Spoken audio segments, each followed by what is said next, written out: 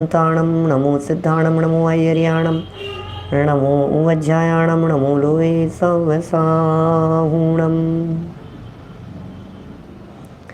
ओकारं बिन्दुसंयुक्तं नित्यं ध्यायन्ति योगिनः कामदं मोक्षदं चैव ओंकाराय नमो नमः अविरलशब्दगणोगप्रक्षालितं सकलभूतलमलकलङ्का मुनिभिरुपासिततीर्था सरस्वती हरतु नो दुरितान् अज्ञानतिमिरान्धानां ज्ञानाञ्जनशलाकया चक्षुरुन्मिलितं येन तस्मै श्रीगुरुवे नमः। श्री परम गुरुवे नमः। परम्पराचार्य गुरुवे नमः। सकल कलुष विध्वंसकं श्रेयसां परिवर्धकं धर्म संबंधकं भव्य जीवं मनः प्रतिबोधकारकं पुण्य प्रकाशकं पाप प्रणाशकमिदं शास्त्रं श्री संयम प्रकाश नामधेयम् अस्य मूल ग्रंथकर्तारे श्री सर्वज्ञ देवास्तदुत्तर ग्रंथकर्तारे श्री गणधर देवा प्रतिगणधर देवास तेषां वचनानुसारमासाद्य आचार्य श्री कुन्दकुन्दामनाय आचार्य सूर्यसागरेण विरचितं श्रोतारः सावधानतया शृण्वन्तु। मंगलम भगवान वीरो मंगलम गौतमो गणी मंगलम कुंदाद्यो जैन धर्मोस्तु मंगलम सर्वमंगलमांगल्यम सर्वकल्याणकारिकम प्रधानम सर्वधर्माणां जैनम जयतु शासनम जैनम जयतु शासनम जैनम जयतु शासनम।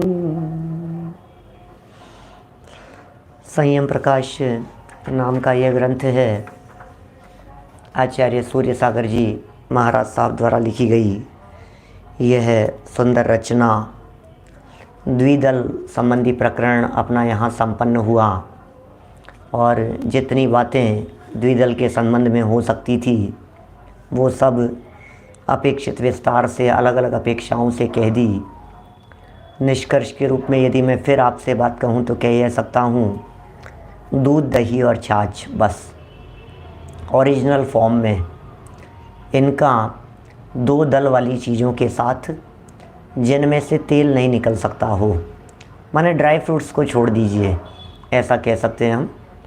ड्राई फ्रूट्स को छोड़कर बाकी चाहे वे काष्ठ द्विदल हों चाहे अन्य द्विदल हों उनके साथ में दूध दही छाछ का प्रयोग कच्चा हो या पक्का हो सभी प्रकार का निषेध कर देने योग्य है।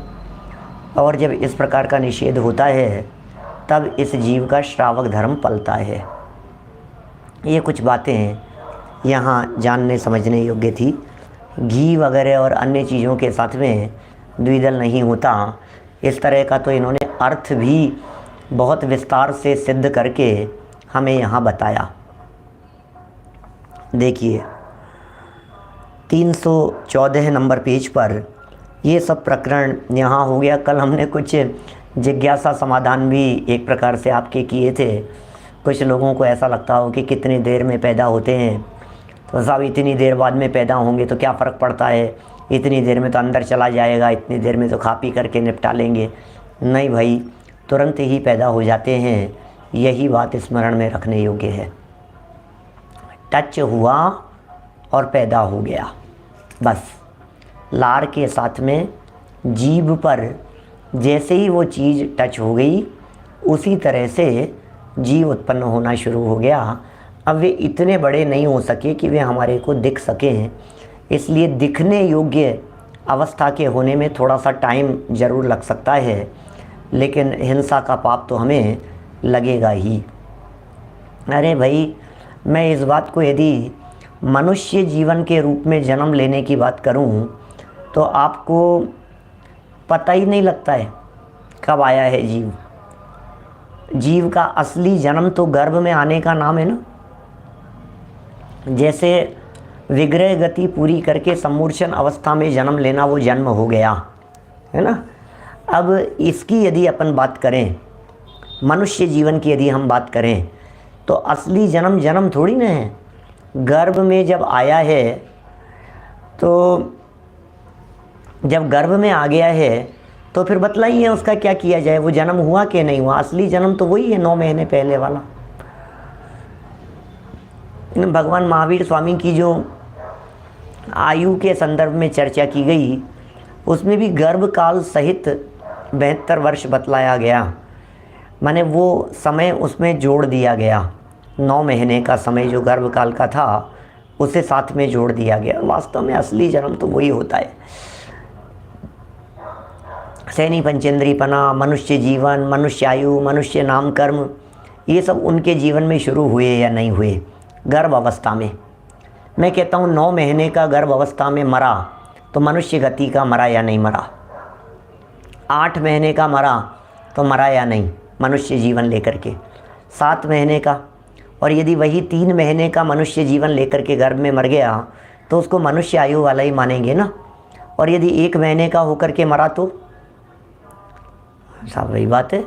तो अच्छा, इसी बात को तो हम कह रहे हैं, जब आप 1 महीने की बात को मान रहे हैं तो 1 दिन की बात को मानेंगे या नहीं मानेंगे।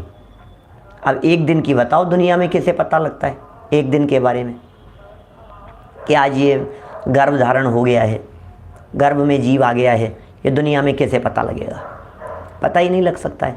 तो जीव तो है ना, पता नहीं लगा तो क्या हुआ। यदि 1 महीने का यदि अबॉर्शन हो गया 1-1.5 महीने का तो वो जीव मरा ना। इसी तरह से द्विदल का लार के संपर्क में आने पर हो जाता है क्या, ठीक इसी तरह से समझ लेना चाहिए। अब वो दिखने योग्य नहीं दिखे, बड़े नहीं हुए, लंबे चौड़े नहीं हुए। लंबे चौड़े होने पर, बड़े होने पर तो पता नहीं कब आकर के दिखेगा, ऐसा समझना। तो ये सब बातें बहुत गंभीर थी, विचारणीय थी, और निभ सके उतना निभाओ, इतना कहता हूँ मैं तो। और द्विदल तो खाने योग्य है ही नहीं, इसमें निभ सकने और नहीं निभ सकने का तो कोई सवाल ही नहीं है। जहाँ तक आप दूध और दही के साथ में 2 दल वाले पदार्थों के सेवन की बात करेंगे तो ये तो निभ ही सकता है, इसमें नहीं निभने का तो कोई सवाल ही नहीं है। कोई ऐसा थोड़ी ना किसी डॉक्टर ने बता दिया कि आपके लिए तो दही और बेसन मिला कर के खाना ही कंपलसरी है। और ऐसा भी यदि बता देवे तो भी दृढ़तापूर्वक त्याग किया जा सकता है, उसमें क्या है। वैसा अनर्थ होने जैसा नहीं है। ऐसा नहीं है कि इसमें किसी तरह का कोई चक्कर पड़े। हाँ, इतना ही चक्कर पड़ेगा कि घर में थोड़ी सी भिन भिनाट जरूर होगी कुछ दिन के लिए। घर में थोड़ा सा, जिनके घर में आज तक दही बेसन का बनता आया है उनके घर में थोड़े समय के लिए तूतू मैमे ज़रूर होगी, कोई बात नहीं। लेकिन उस तूतू मैमे को भी प्यार से निपटाना, लड़ाई झगड़ा करके नहीं, विवाद करके नहीं, है ना। कोई बात नहीं, आप प्यार से कहें, समझाएं तो जो होगा सो होगा, समझ में आ जाएगी उनको। आप प्यार से समझाएंगे तो, है ना। और हमारे 2 व्याख्यान सुना देना उनको कि भाई ये तो इनका कहना था, आप उनसे लड़ लो एक बार, हम क्या बताएं। तो कोई व्यक्ति नॉनवेज के लिए जिद करेगा तो आप क्या करेंगे बतलाइए। आपके बच्चे यदि सिगरेट के लिए जिद करें कि मैं तो सिगरेट पीऊँगा, आपके बच्चे यदि गुटखा खाने के लिए जिद करें कि मैं तो खाऊँगा, तो आपका क्या उसमें रोल होगा। प्यार से समझाएंगे ही ना। हम गलत चीज़ खाने की स्वीकृति तो नहीं दे सकते हैं ना। मेरे तो सारे दोस्त नॉनवेज खाते हैं, मैं भी खाऊँगा, अब आप क्या कहेंगे उसे, किस तरह से समझाएंगे।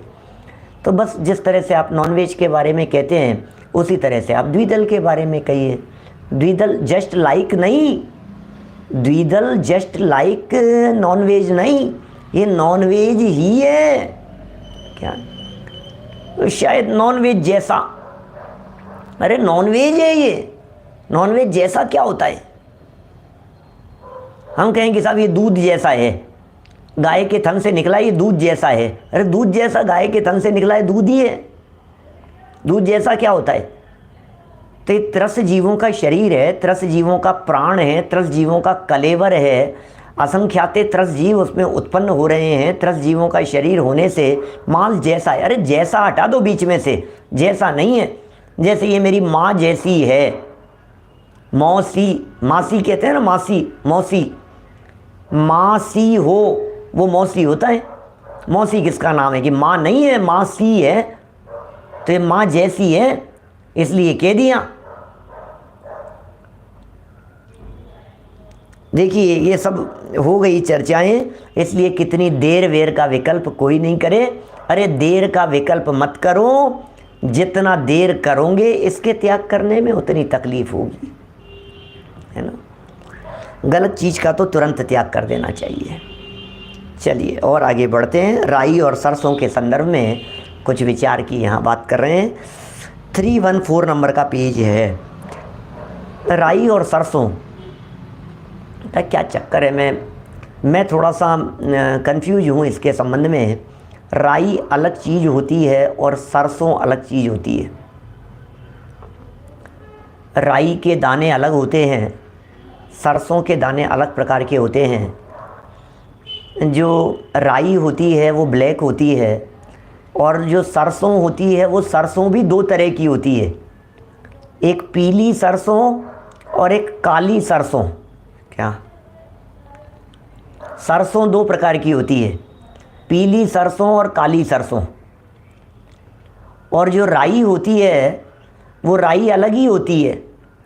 कई जगह पर गूगल जो कहता है वो तो गूगल तो राई को और सरसों को दोनों को एक ही कहता है। मैंने गूगल पर भी सर्च करके देखा है और डिस्कस भी किया है, लेकिन डिस्कशन करने में कुछ लोगों ने तो बिल्कुल दृढ़तापूर्वक ये कहा कि राई और सरसों दोनों एक ही होता है, और कुछ ने यह प्रयोग किया कि नहीं नहीं दोनों अलग अलग हैं, बिल्कुल अलग अलग हैं। यहाँ एक ही कह रहे हैं, राई थोड़ी सी छोटी होती है। सामने से भी कुछ लोग लिख रहे हैं, कुछ कह रहे हैं एक ही है। राई जो होती है ये थोड़ी छोटी होती है, सरसों के दाने थोड़े से बड़े होते हैं, दोनों में फ़र्क है। खैर जो भी हो, दोनों के संदर्भ में ये कह रहे हैं कि इनका तेल निकलता है। तेल तो सरसों का ही निकलता हुआ देखा है, राई का तेल निकलता है ये तो बात कुछ मालूम भी नहीं है। बहुत सारी चीज़ें तो अपन जानते भी नहीं हैं, इसलिए विवेकपूर्वक उसका प्रयोग करें। इसका तेल काम आता है रायता तथा अचार में डालकर जीवने की मर्यादा अंतर्मूर्त की भी नहीं है। सरसों के तेल का निषेध नहीं कर रहे हैं, ये मतलब सरसों का तेल वगैरह तो काम में आता है, राई सरसों का तेल तो काम में आता है, वो तो आ सकता है। लेकिन राई और सरसों यदि अचार वगैरह ये किसी चीज़ के अंदर डाली गई है, लेकिन ये तो रायता और अचार में डालकर जीवने की बात कर रहे हैं ये, तो ये अचार में तो तेल ही डलेगा उसका और तेल ही काम आता है।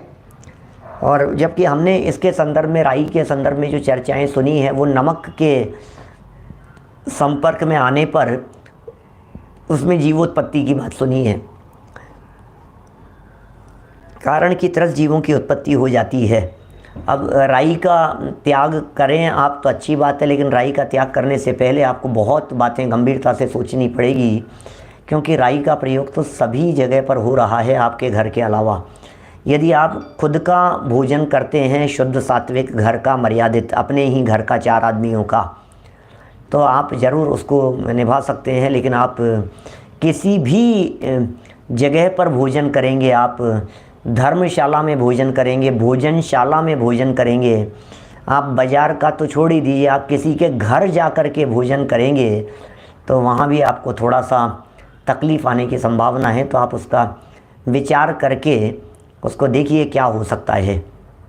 राई का तो छोंक लगता है, राई के माध्यम से तो ऐसा भी है, शादी में, विवाह में, आयोजनों में, सभी जगह पर।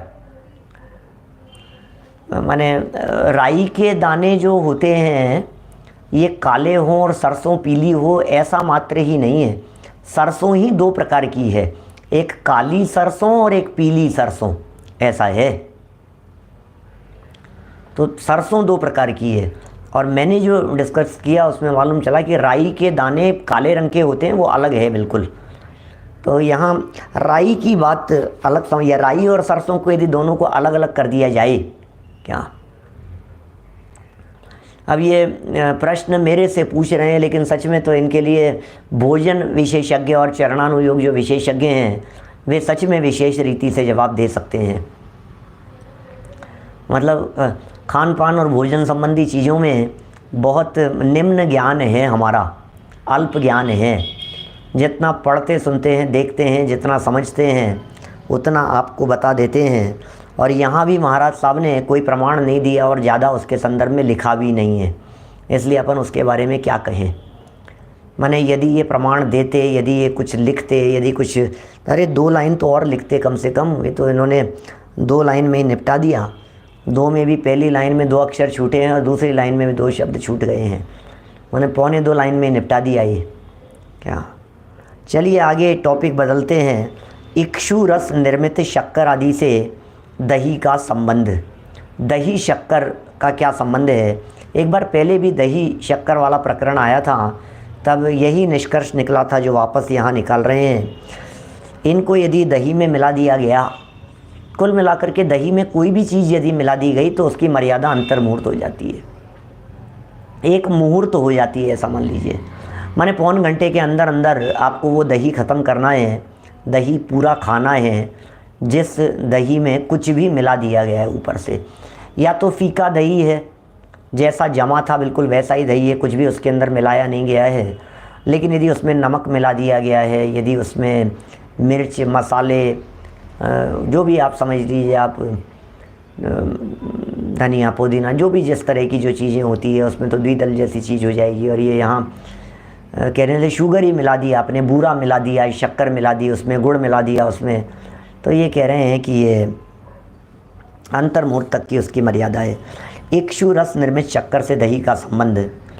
इक्षु दही संयुक्तम भवन्ति सम्मुचिमा जीवा अंतो मुहूर्त मध्ये तमहा भवन्ति जीर्णाहो।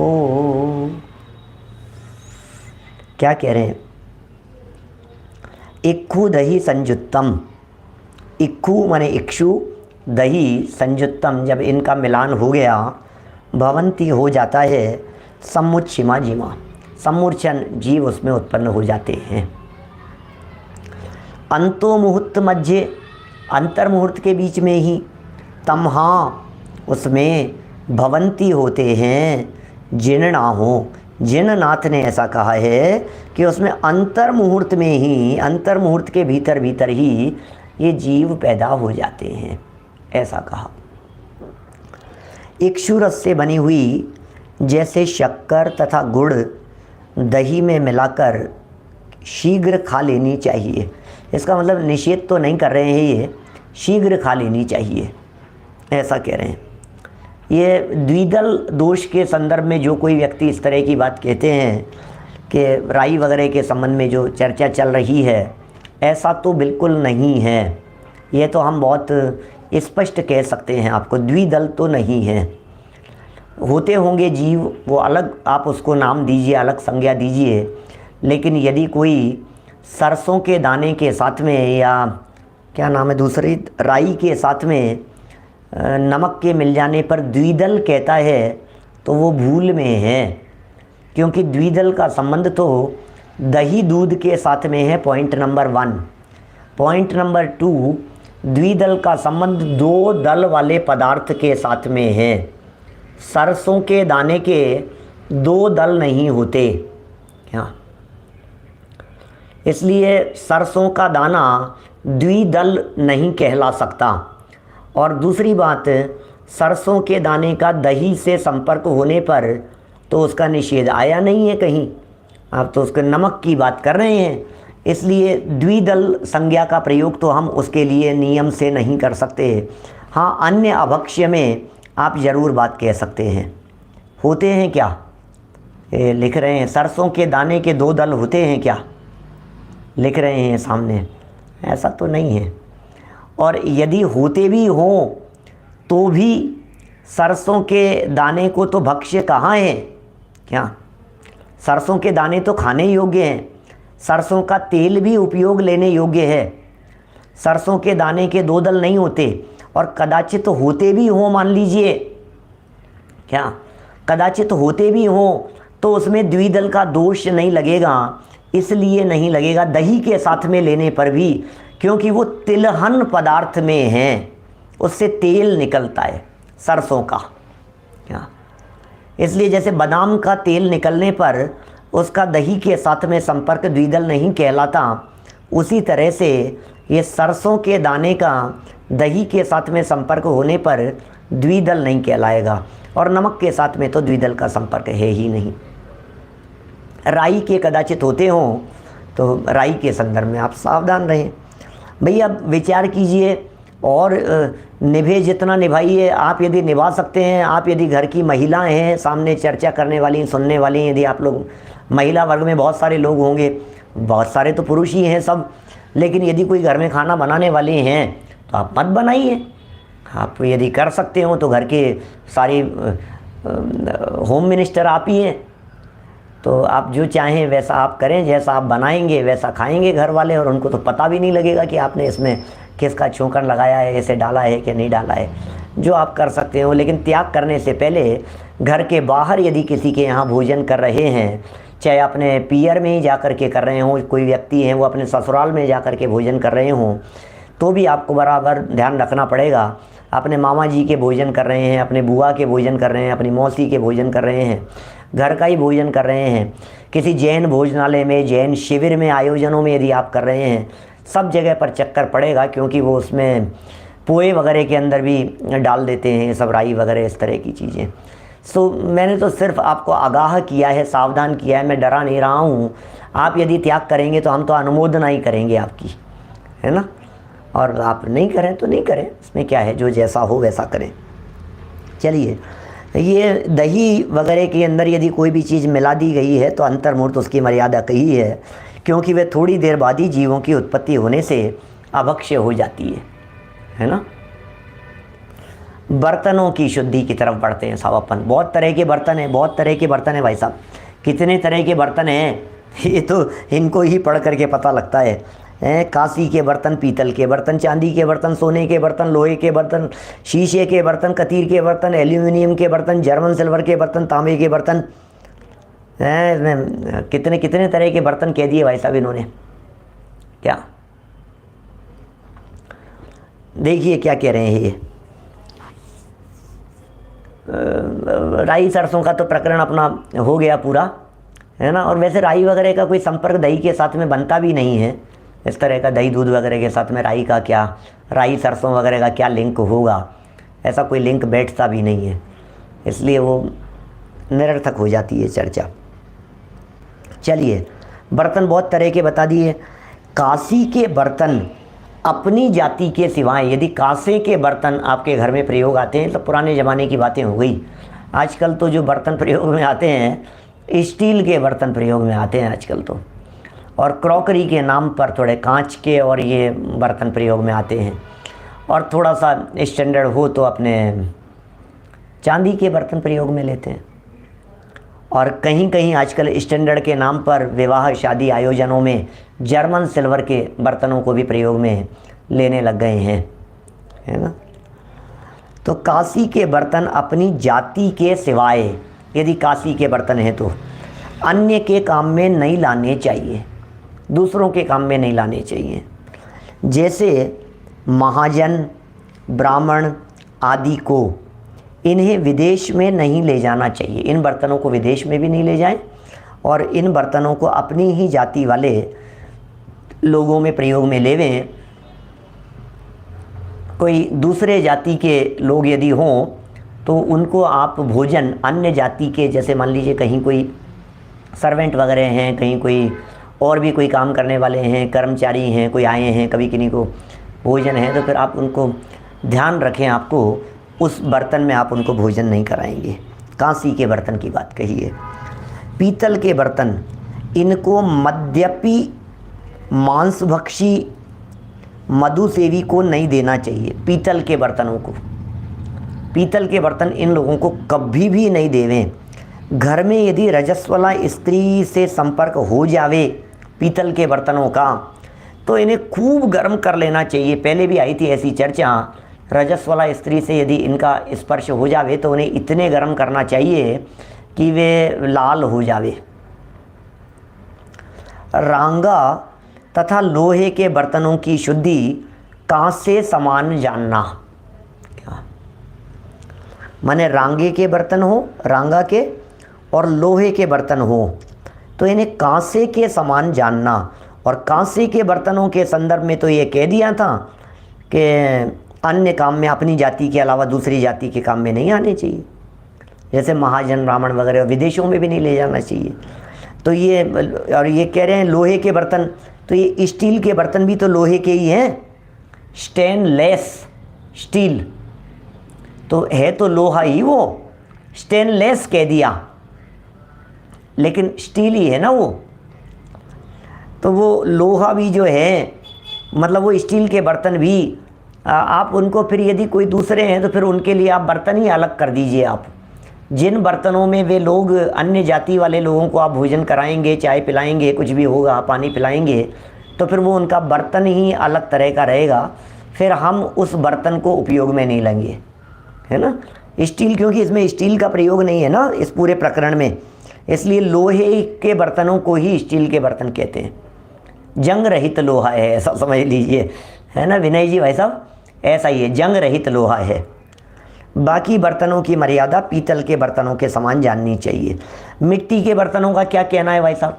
मिट्टी के बर्तनों का आजकल ये भी बड़ा प्रचलन में है, मिट्टी के बर्तन वगैरह भी। ये सब आप बड़ी बड़ी जगह पर जाएंगे ना, जहाँ पर क्या कहेंगे, ये प्राकृतिक चिकित्सा वगैरह जहाँ होती हैं, ऐसी जो बड़ी बड़ी जगह हैं, ऐसी जगह पर मिट्टी के बर्तनों का उपयोग विशेष होने लगा है। उन्हें चूल्हे पर चढ़ाने के बाद दोबारा नहीं चढ़ाना चाहिए मिट्टी के बर्तनों को। कुल्हड़ की चाय वगैरह, कुल्हड़ वगैरह के बर्तन है, दोबारा उनको उपयोग में नहीं लेना। पानी भरने के बर्तनों को 8 पहर बाद सुखा लेना चाहिए। 1 पहर हो गया 3 घंटे का, माने आप मिट्टी के बर्तनों के अंदर तो आप घड़ा यूज में लेते होंगे, मैक्सिमम तो यही है बात। घड़ा, पानी का मटका, तो मटका प्रयोग में लेते हैं मिट्टी का, जगह जगह प्रयोग में लिया जाता है, सकोरा वगैरह प्रयोग में लिया जा रहा है। ये कह रहे हैं सिर्फ 8 पहर के बाद, माने 24 घंटे के बाद। 8 पहर माने 24 घंटा, मटका है, मटकी है मिट्टी की, उसे 24 घंटे बाद में सुखा लेना चाहिए। मैंने पहले भी आपसे कहा था, यदि आप मिट्टी के मटके का यदि आप पानी पीते हैं और उसमें यदि आप पानी भरते हैं, आपके घर में यदि प्रयोग लिया जाता है, तो आपके घर में 2 मटके होने चाहिए। एक मटका आज उपयोग में लिया जाएगा, कल दूसरा मटका उपयोग में लिया जाएगा। इस मटके को हम सुखाने के लिए उल्टा करके लगा देंगे, और फिर दूसरे दिन वाला जो मटका है उसको नेक्स्ट डे यूज में नहीं लेंगे, वो आज वाला मटका परसों यूज में लिया जाएगा। इस तरह से क्रम चलेगा। ये मिट्टी के बर्तनों के संदर्भ में कह रहे हैं, उसे 8 पहर बाद सुखा लेना चाहिए। जिससे कोई न जमने, काई न जमने पावे, कहा भी है काई नहीं जमे उसमें। मिटे न सर्दी, कटे न काए, और माटी के बासन की माए। मिट्टी के माए माने में, मिट्टी के बासन के माए, मिट्टी के बर्तनों में मिटे न सर्दी, सर्दी नहीं मिटती है, माने उसका गीलापन नहीं मिटता है। और कटे न काय, और उसमें काई भी उसके अंदर जमने लग जाती है, वो भी नहीं कटती है, काई भी नहीं कटती है।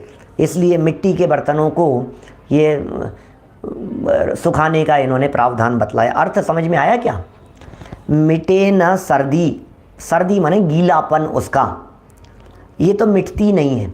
मिट्टी के बर्तन है, अब यदि मिट्टी के बर्तनों को आपने 24 घंटे में यदि सुखाया नहीं है मान लीजिए, तो फिर वो उसके गीलापन मिटेगा ही नहीं उसका, वो तो बिना छने पानी का दोष लग रहा है। आप कल्पना कीजिए, यदि मिट्टी के आपने उसमें घड़े में पानी भरा, और पानी भरने के बाद में आपने उसको खाली हो गया, और खाली होने के बाद में दोबारा आपने उसमें पानी छान करके भरा, भले ही छने पानी से उसको धोया, उसके बावजूद भी चूँकि उसमें जो पानी का गीलापन था क्या, तो वो पानी का गीलापन माने वो अनछना हो गया ना, कितने दिनों का हो गया वो पानी, उसमें पानी की ड्रॉप उसके अंदर रखी हुई है। तो यदि बहुत समय से चल रहा है, उसकी सर्दी मिट नहीं रही है। और कटे न काय, काय मतलब काई, काई नहीं कट रही है उसकी। आप थोड़े समय बाद में यदि आप उस बर्तन में देखेंगे तो उसमें चिकनेपन सा आ जाएगा अंदर की साइड। आप यदि मटके को सूखने नहीं देते हैं, यदि वो सूखता नहीं है और रेगुलर यदि आप भरते रहते हैं, तो अंदर उस मटके में काई जैसा चिकनापन आपके फीलिंग में आ जाएगा। कटे न काय, काई नहीं कट रही है। माटी के वासन के माए, मिट्टी के बर्तनों में, ऐसा अर्थ है। वासन माने बर्तन, माटी के माने मिट्टी के, माए माने में। मिट्टी के बर्तनों में काई नहीं कटती है, सर्दी नहीं कटती है। इसलिए अच्छी बात यही है कि उन्हें आप सुखा लेवें, ठीक है ना। देखिए आगे, कांच के बर्तन, कांच के बर्तनों का क्या कहना है। महाराज साहब का। मिट्टी के बर्तनों के समान जानना, कांच के बर्तनों को भी। तो मिट्टी के बर्तनों के समान जानना मतलब जैसे मिट्टी के बर्तनों को सुखा करके प्रयोग में लेते हैं, उसे आप सुखा लेना। क्या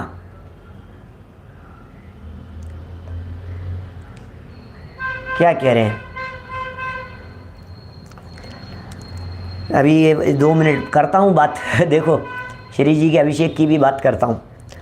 कांच के बर्तन माने मिट्टी के बर्तनों के समान जानना, यद्यपि इनमें काई नहीं जमती, मिट्टी के बर्तनों में काई नहीं जमती है ना, तथापि इन्हें चौके में ले जाना हो तो इनमें भोजन नहीं जीवना चाहिए, शुद्ध रखने चाहिए। इसका मतलब इनको परोसने के उपयोग में तो लिया जा सकता है, इनमें भोजन नहीं जीवना चाहिए।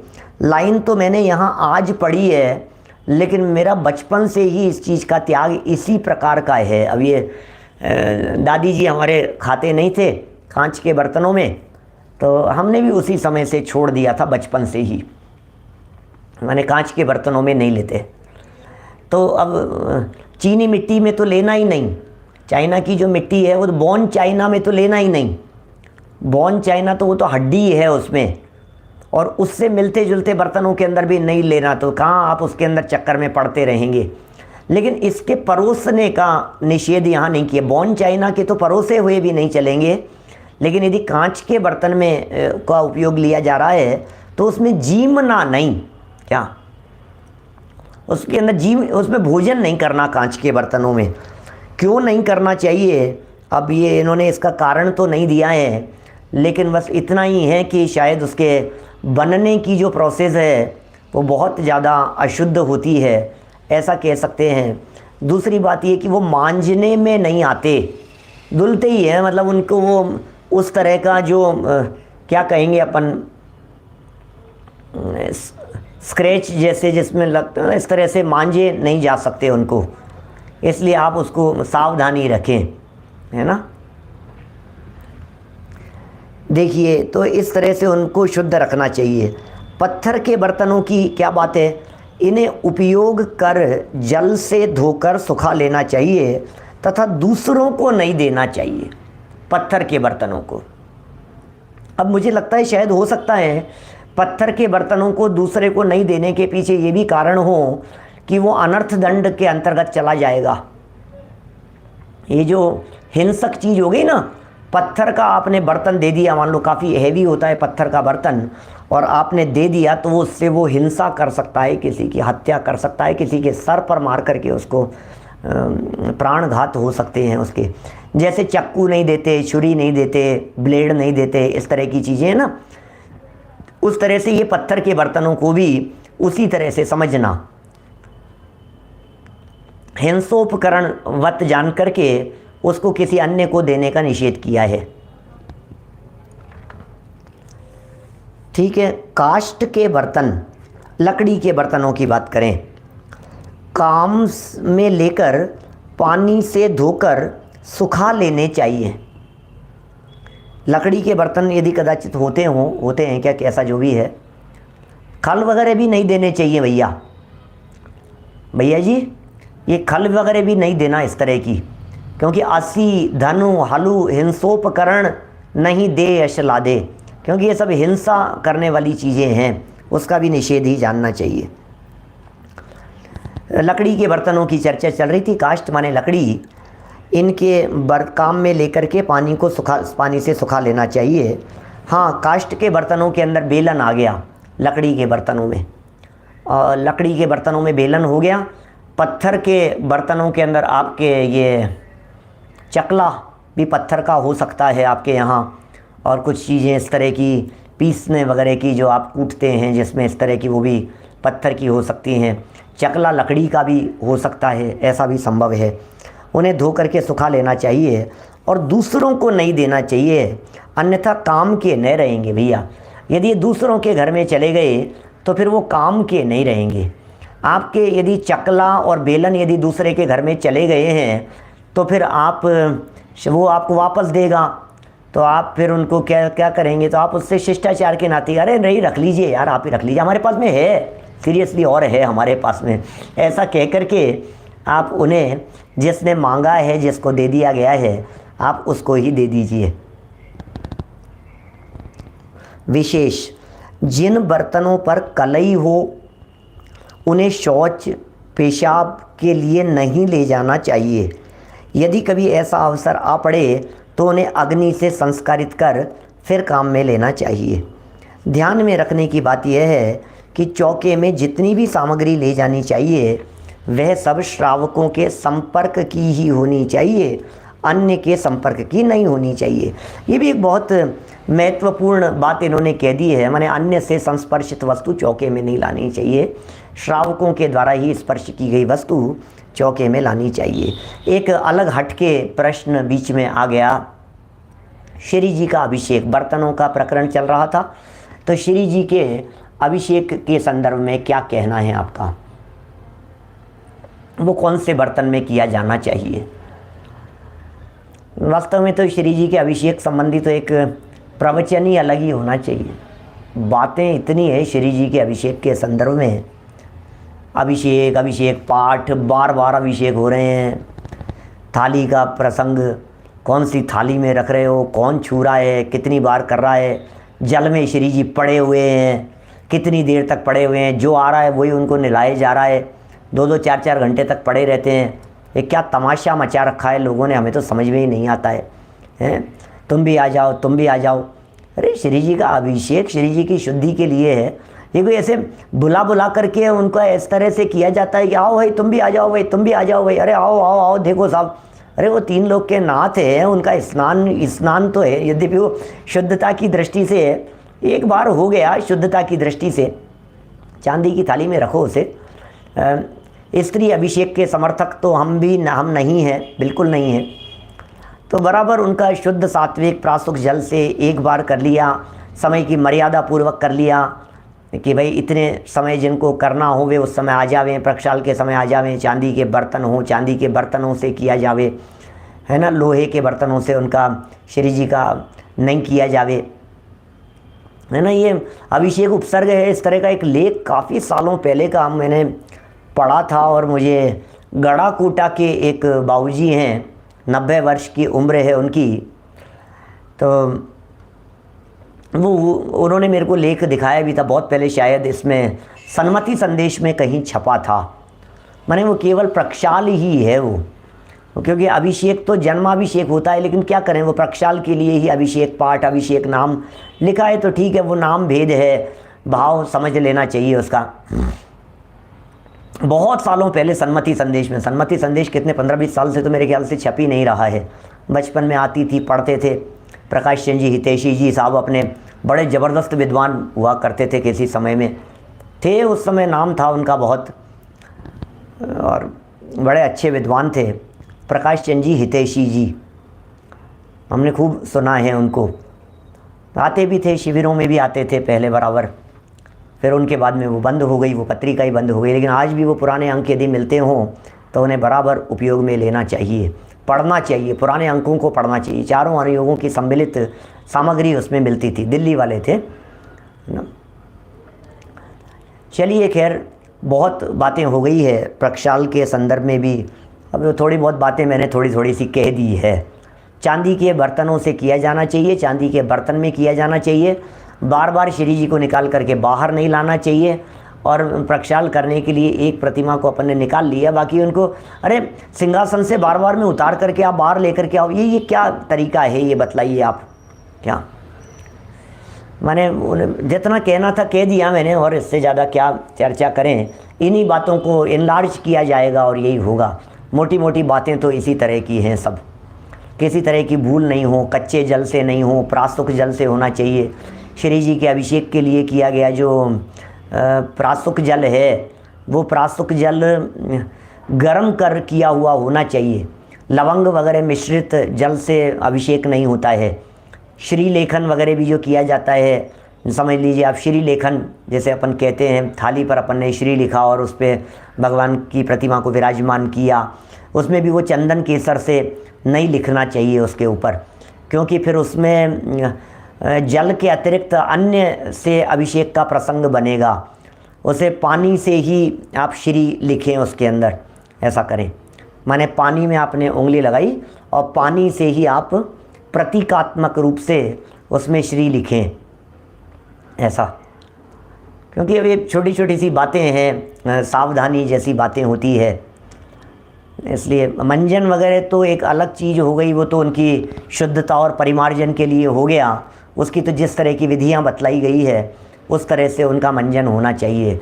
लेकिन श्री जी का मंजन तो अनंत बार किया, परिणामों का मंजन कब करेगा भाई, हैं? फल तो अपने परिणामों के मंजन का लगेगा। अरे हृदय को भी तो मांझो जरा, बर्तनों को तो बहुत बार मांझा है। सुनो, बर्तन मांझने के संदर्भ में एक बात कहता हूँ, बर्तन मांझे हैं क्या कभी कि हाँ मांझे हैं भाई साहब? कि साहब आत्मा को शुद्ध करने का उपाय क्या है? क्या खाऊं, क्या पीऊं, कैसे नहाऊं धोऊं, किसको छूऊं और किसको नहीं छूऊं भाई साहब? तो अरे तूने कभी बर्तन मांझे हैं क्या? कि हाँ बर्तन मांझे हैं। कि किधर से मांझे जाते हैं, बाहर से कि अंदर से? अरे बाहर से मांझना इतना इम्पोर्टेंट नहीं होता है जितना बर्तन को अंदर से मांझना इम्पोर्टेंट होता है। अंदर से मांझे जाते हैं, माने बर्तन को यदि अंदर से नहीं मांझा जाए और बाहर से बर्तन को मांझा जाए तो बर्तन कितना पवित्र होगा बताओ जरा। अंदर से मांझना चाहिए कि नहीं? अब हम जो हैं चेतन आत्मा, हम बाहर से तो शुद्ध हो गए, क्या बाहर से तो पवित्र हो गए। अरे अंदर का मंजन किया या नहीं बर्तन मांझने की तरह? नरेंद्र बढ़ियातिया जी साहब श्यामनगर से, बोलो, बर्तन मांझने की तरह मन मांझना चाहिए कि नहीं? राग रूपी गंदगी, राग रूपी चिकनाई, विभाव भाव रूपी चिकनाई, कषाय भाव रूपी चिकनाई को शुद्धोपयोग रूपी साबुन लगा करके उसे धोएंगे तो ये जो चिकनाई उतरेगी राग की, कषाय की, विभाव भाव की, और शुद्धोपयोग रूपी जो जल होगा, जिसे भेद ज्ञान साबू कह करके पुकारा है बनारसी दास जी ने, भेद ज्ञान साबू भयो और समरस निर्मल नीर, और धोबी अंतर आत्मा धोवे निज गुण चीर।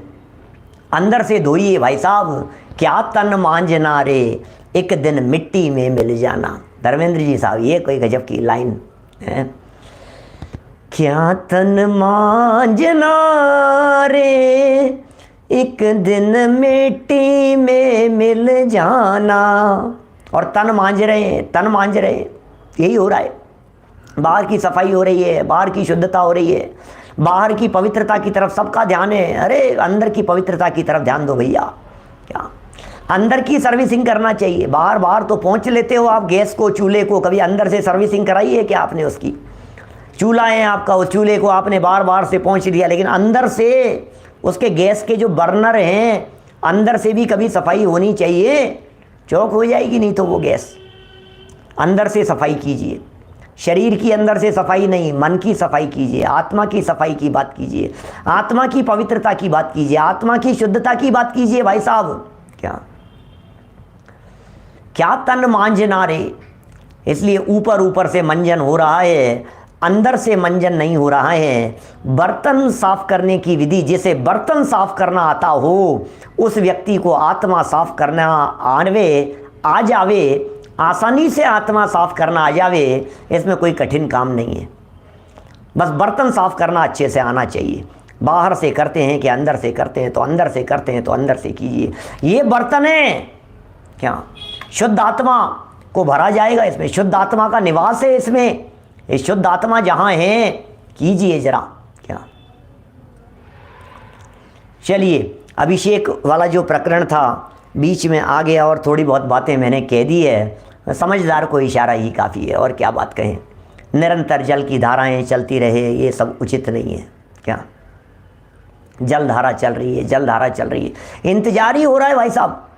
श्री जी का अभिषेक करते करते, प्रक्षाल करते करते, जल धारा छोड़ने के बाद अभी तो चाचा जी नहीं आए, अभी तो मामा जी आ रहे हैं। अरे वो आया ही नहीं यार, इतनी देर लगा दी उसने। रुक जाओ भैया, रुक जाओ थोड़ी देर, 2 मिनट भक्ति ले लो, कोई दूसरी भक्ति ले लो, आ जाने दो उनको, आ जाने दो। गजब हो गया भैया, 3 लोग के नाथ हमारे लिए बैठे रहें, इससे ज़्यादा शर्मिंदगी की और क्या बात हो सकती है।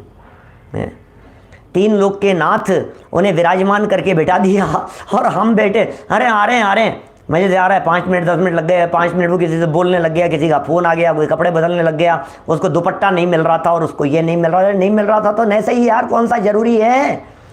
श्री जी का प्रक्षाल जरूरी है और अपना अंदर से प्रक्षाल जरूरी है क्या? बाहर में श्री जी का प्रक्षाल अरे एक व्यक्ति ने कर लिया वो भी पर्याप्त है, ठीक है। अपने परिणामों की पवित्रता की दृष्टि से हमने किया, हमारी भावना होती है हम श्री जी का स्पर्श करें, ऐसा अवसर कब आएगा, है ना? मैंने श्री जी के स्पर्श करने का अवसर हमें महाभाग्य से अवसर मिल गया तो नहा धो करके शुद्ध वस्त्र पहन करके जरूर प्रक्षाल करना चाहिए, जरूर करना चाहिए भाई साहब। आपको जाना चाहिए प्रक्षाल करने के लिए, जितना बन पड़े। छुट्टी के दिन जाओ, अष्टमी चतुर्दशी के दिन जाओ, पर्व के दिनों में जाओ, भावना भाव इस तरह की। धोती दुपट्टा पहनो, पहनना ही नहीं आता है बहुत सारे लोगों को, तो पहनना आना चाहिए। परिणाम विशेष रूप से लगते हैं, परिणामों में निर्मलता आती है, पवित्रता, ये भाव बनते हैं उससे। यद्यपि ये सब जड़ की क्रियाएं हैं, इन जड़ की क्रियाओं से धर्म का कुछ संबंध नहीं है, लेकिन निमित्त नैमित्तिक संबंध तो है ही भाई साहब, इसको बिल्कुल नकारा नहीं जा सकता है। सर्वथा एक सिरे से इन बातों को खारिज नहीं किया जा सकता है। इन बातों से निमित्त नैमित्तिक संबंध भी बराबर जानना ही चाहिए भावों की विशुद्धि के लिए। धुली हुई सामग्री से पूजन कीजिए। धुली हुई सामग्री, अभी देखो पूजन प्रक्षाल का और सामग्री का और पूजन का और ये सब प्रकरण, यद्यपि मैंने पूजन वूजन पे प्रवचन किए होंगे तब इस तरह की बातें कही होंगी, उन प्रवचनों में मिलेंगी आप लोगों को। धुली हुई सामग्री से आप पूजन कर रहे हैं, घर के कपड़ों में नहीं करें। आप मंदिर के अलग कपड़े होने चाहिए। आप मंदिर के कपड़ों में, जैसे समझ लीजिए आप पूजन प्रक्षाल हो गया, अब प्रक्षाल पूरा हो गया, अब नीचे उतर करके ब्रेकफास्ट हो रहा है, नाश्ता हो रहा है, चलो भैया प्रक्षाल हो गया, पूजन हो गई, चलो नाश्ते के लिए चलो। तो पूजन के कपड़े पहने पहने ही नाश्ता मत करने लग जाना। क्या धोती दुपट्टा पहने पहने ही लाओ चाय पकड़ा दो मेरे को, अब कर ली, अब तो धुलेंगे कपड़े, कोई बात नहीं। अरे नहीं भैया, पूजन के कपड़ों में भोजन नहीं होता, श्री जी के प्रक्षाल के कपड़ों में दूसरे काम नहीं होते, घर गृहस्थी के काम नहीं होते। सब बातें बहुत छोटी छोटी सी है, नादानी भरी जैसी बातें दिखाई देती है, लेकिन लगता है ना कि हाँ अब तो धुलेंगे ही, अब तो क्या है, धोने के लिए डालना है, धुलने के लिए पटकना है इनको, और क्या फ़र्क पड़ गया। अरे नहीं भाई, ऐसा नहीं है, ऐसा नहीं है। वो कपड़े अलग होते हैं, उनका प्रयोग अलग होता है, उनके घर गृहस्थी विषय कषाय व्यापार आदि के कामों में उपयोग में लेने वाले नहीं होने चाहिए। ऐसा विचार होना चाहिए हमारे को, बिल्कुल अलग, सेपरेट, बिल्कुल ऐसा ध्यान रखिए। चलिए, प्रकरण तो अपना, अभी तो बातें इस तरह की हो गई आपकी। यदि और कोई महिलाएं भी जहाँ प्रक्षाल करती है, हमारे यहाँ तो इस तरह का विधान है नहीं। अब ये पूरे देश में इस तरह की एक धारा चल पड़ी है महिला प्रक्षाल के संदर्भ में, हम क्या कहें उसके बारे में, अनुचित है, हम उसे मानते नहीं हैं, हम उसे स्वीकृति देते नहीं हैं। जनागम में माने वो स्त्री कैसे स्पर्श कर सकती है? 18,000 शील के धनी हैं जिनेंद्र देव, उनका स्पर्श कैसे करेंगे सोचिए आप। अच्छा, मुनिराजों को स्पर्श कर सकती हैं या नहीं स्त्री, ये बतलाएं। चलिए, अब आजकल तो अब क्या बातें बताएं। ये महाराज साहब का जरा वो पढ़ना, पहला वाला जो भाग है मुनिचर्या संबंधी, हमारी हिम्मत नहीं है कुछ कहने की। मुनिराजों को के पाद प्रक्षालन स्त्रियां कर सकती है, स्त्रियां मुनिराज के चरण छू सकती है, टच कर सकती है। आहार चर्या को छोड़कर 7 हाथ दूर रहने का विधान है। आहार चर्या को छोड़ करके शील में दोष लगता है उनके, स्पर्श कैसे कर सकते हैं? स्पर्श नहीं कर सकते। तो जब मुनिराजों को स्पर्श नहीं किया जा सकता है तो फिर कैसे स्पर्श हो सकता है? क्या प्रतिमाओं का स्पर्श कैसे हो सकता है? वो तो मुनिराज से ऊपर का लेवल है ना भगवान का, उनको कैसे स्पर्श करेंगे? फिर प्रतिमाएं नग्न हैं और स्त्रियां मतलब फीमेल हैं, वो मेल हैं, तो ये बराबर, मतलब ये तो अपन तो फोटो तक वगैरह का भी छूने का, स्पर्श का, ब्रह्मचर्य के दोषों में आप प्रतिमा की बात कर रहे हैं। फोटो स्पर्श करने में भी ब्रह्मचर्य में दोष लगता है। यदि कोई महिला हो तो पुरुष की फ़ोटो को स्पर्श नहीं करें, पर पुरुष की फ़ोटो को। यदि कोई पुरुष हैं तो किसी पर स्त्री की, महिला के फ़ोटो मात्र को भी स्पर्श नहीं करें। इसलिए बहुत आजकल तो ये सब फ़ोटोएँ जो लगा लगा करके रखते हैं फेसबुक पर, व्हाट्सअप पर, अपनी डीपी पर, न मालूम ये क्या क्या चक्कर हैं भैया। ये तो पूरे कुएं में भांग पड़ी है भाई साहब, हम क्या बतलाएं, क्या माने क्या क्या बतलाएं हम, पूरे कुएं में भांग पड़ी है। परस्पर में संपर्क कम से कम रखें, परस्पर में संपर्क। आपस में मतलब उनकी फ़ोटो डीपी पे लगा रखी है, वो तुम्हारी डीपी पे लगी हुई फ़ोटो को दुनिया भर के लोग देखेंगे, कौन कौन व्यक्ति उसे देखेगा और क्या क्या करेगा, क्या बोलो क्या करें। ये सब बहुत बातें हैं, थोड़ा कहा है, बहुत समझ लेना, ज़्यादा कहने की ज़रूरत भी नहीं है ना। भगवान की फ़ोटो छूने के लिए भी मना किया था ना स्त्रियों को, वो बात ऐसी है। कल्पना बहन ने, ब्रह्मचारी कल्पना बहन ने, तो बराबर जो शील की मर्यादाओं को जानते हैं वे बराबर इन चीज़ों के का पालन करेंगे, बराबर देखेंगे इन सब चीज़ों को। मतलब आप लड़ाइयाँ बिल्कुल नहीं करें, प्यार से कोई समझने वाला हो तो उन्हें समझाएं, और नहीं समझने वाला हो तो कोई बात नहीं, हमने कोई समझाने का ठेका थोड़ी ना ले रखा है भैया। ये समझने का मार्ग है, ये समझाने का मार्ग नहीं है, सीधी सी बात है। हम क्या करते हैं, हम इस मार्ग को समझाने का मार्ग समझ लेते हैं। नहीं, जैन धर्म का मार्ग, जनवाणी का मार्ग ये समझने का मार्ग है, समझाने का मार्ग नहीं है। इसलिए हम तो समझते हैं, हम समझाते नहीं हैं। क्या अपना लोटा छान करके पीजिए, इतनी बातें हैं। जितना देखना हो उतना देखिए, जितना समझना हो उतना समझिए। ये सारी बातें समझ के लिए विवेक से निर्णय लीजिए, विवेकियों का धर्म है। एडवोकेट साहब, आप हर चीज़ में जब आप एडवोकेट हैं दौसा से, तो आप बतलाइए सब जगह पर क्या करते हैं आप, विवेक से निर्णय लेते हैं ना। कौन सा केस लेना और नहीं लेना उसमें भी विवेक रखते हैं, तो फिर कौन सी चीज़ भोजन की थाली में लेना और नहीं लेना उसमें भी विवेक रखिए। फिर कौन सी क्रिया हमारे योग्य है और कौन सी अयोग्य है उसमें भी विवेक रखिए। विवेक प्रधानी धर्म है अपना। यह परमाचर्या की चर्चा रह गई, कल करेंगे। दौलत राम जी कृत एक क्रिया कोश बहुत प्रसिद्ध है चरणानुयुग का, उसके संबंध में जो चर्चाएं नीचे छंद दोहे लिखे हैं उनका भी अर्थ करेंगे कल हम। अच्छी पंक्तियां हैं और मार्मिक बातें उन्होंने यद्यपि है पुराने ज़माने की, लेकिन समझने जैसी बातें हैं। इन सब की चर्चा कल करेंगे। धर्म तो भैया आत्मा को मांझने से होगा, धर्म तो भैया अपने आत्मा को समझने से होगा। इसलिए अपनी आत्मा को जानें, अपनी आत्मा को पहचानें, अपनी आत्मा में समा जाएं, बस तभी सच्चा धर्म जीवन में प्रकट हो सकता है।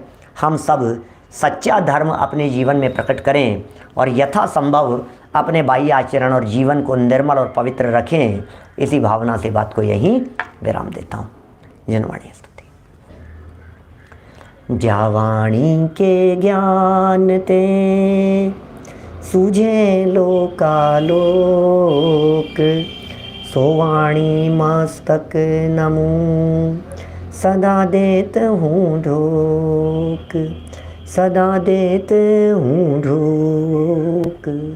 9 बार 9 का मंत्र। नमो अरिहंताणं, नमो सदानंद।